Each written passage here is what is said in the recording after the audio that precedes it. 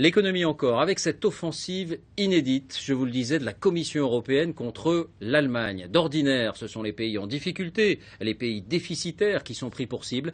Eh bien, cette fois, c'est en quelque sorte le premier de la classe qui est visé. L'Europe dénonce une politique d'exportation à tout prix et menace même Berlin d'une enquête sur ses excédents commerciaux. À Bruxelles, François Baudonnet, Bertrand Catrice. Le coup de semonce est parti d'ici, du quartier général de l'exécutif européen. Mardi, devant des centaines de journalistes, l'un des hommes forts de la Commission critique presque ouvertement la politique économique de Berlin. L'Allemagne devrait pousser les feux pour augmenter sa consommation intérieure. Depuis quelques jours, la pression sur la première puissance économique du continent, exercée par Bruxelles mais aussi par Washington et par le Fonds monétaire international, ne cesse de grandir. Ces trois institutions reprochent à Berlin sa prospérité basée sur une forme d'égoïsme. Quand on a créé l'euro, on a cru que les différences entre les pays allaient s'estomper. Ça ne s'est pas passé. Aujourd'hui, l'Allemagne s'est renforcée dans des domaines comme l'automobile et la chimie, et cela au détriment d'autres pays du Sud, dont la France. L'industrie d'outre-Rhin est en effet devenue la championne toute catégorie des exportations vers les autres pays du continent.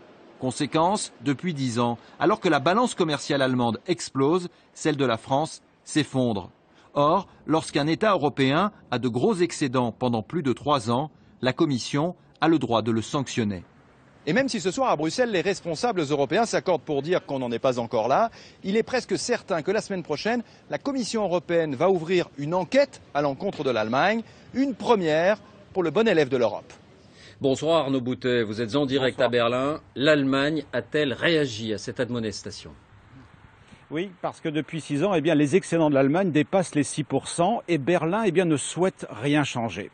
Alors une ancienne ministre proche de Merkel vient de déclarer dans la presse « Nous sommes fiers d'être un pays exportateur puissant ». Le président de la Fédération des commerces de gros est même allé plus loin en disant « Si nous avons des excédents, c'est que nous sommes si bons ».